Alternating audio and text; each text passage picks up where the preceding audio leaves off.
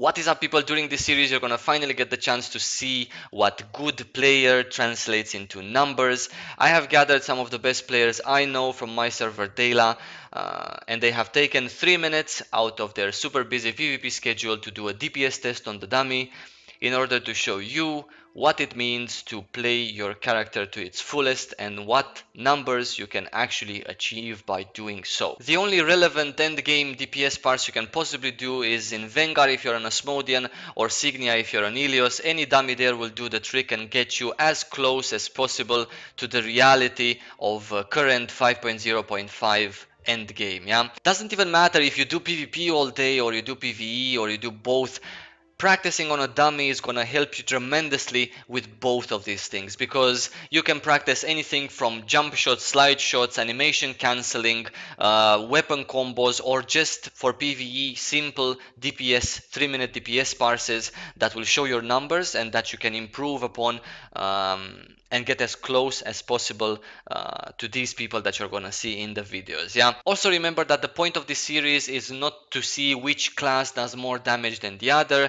The point is for you to understand what numbers you need to achieve before thinking of yourself as a good DPS. Today I'm with Aphrodite for 3 minutes with a Bard.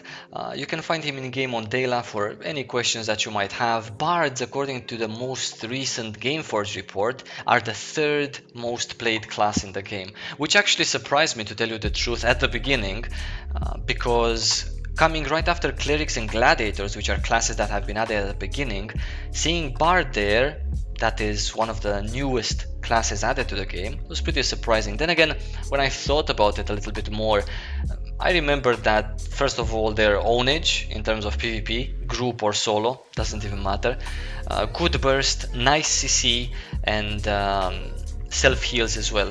These three things obviously, make you super viable. In terms of PvE as well, at the end of this parse you can see that he actually got a pretty nice number on his Bard. So having a Bard in terms of PvE content in a group is an asset, same as it is having in PvP. For PvP, in terms of group content, Bard has pretty nice CC. Bard can, I'm not gonna say support, because I truly believe that support is not the correct word to use for a Bard. A chanter can be a super good support. A Bard can be a super good utility. So coming back at my initial thought, having a Bard in group PvP can bring a lot of utility, even if that means one heal here and there. CC, that's also super good. Damage, that's also super good. If you have the gear for it, then you're gonna be a really good asset. The mana draining skill, that's super nice. The super fast res instant, that's super nice as well. Whatever you're doing, this is for both PvP or PvE. So utility, Bard has a lot. Now in terms of supporting, which by supporting I mean group-wide shields, for example, or group-wide heals, or single target but stronger heals, etc. I'm not going to use the word support on a Bard, because I think there are other better support in the game. Yeah, but in terms of damage, super good.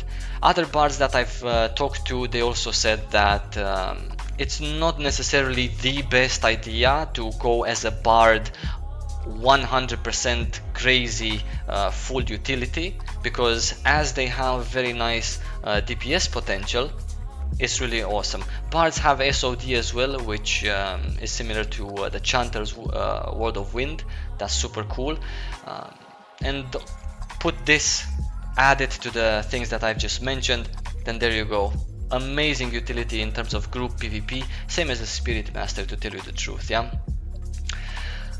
Cool. Other than that, at the end you're gonna see he's gonna get a pretty decent parse. As I told you, this number mostly obviously applies in terms of PvE, so that means that speaking about PvE in group content, again I'm gonna say it, do not play Bard in group PvE content pretending you're a full 100% support, because other than providing heal that is not really substantial in any harder endgame PvE content and mana to your people, then you're not really gonna be doing anything else as a full healer bard, wannabe cleric, or I don't know, wannabe chanter. Yeah, having sword and DPSing is enough for you as a bard. Sometimes in rare occasions when people actually die in PvE, which doesn't really happen in really good groups, then the fast res is gonna be an asset. Yeah, like it was for example in Makarna.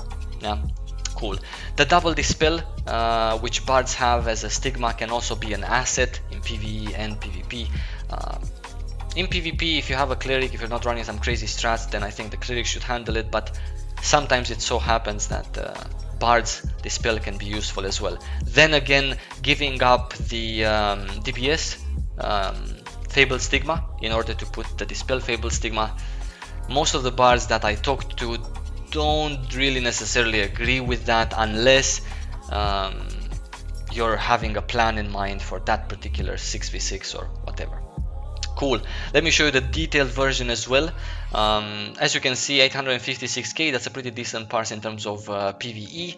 So definitely bards super viable in group PvE content. That's about it. That's all my thoughts on bards. I wish you guys in the meantime lots of love and see you soon in my next video.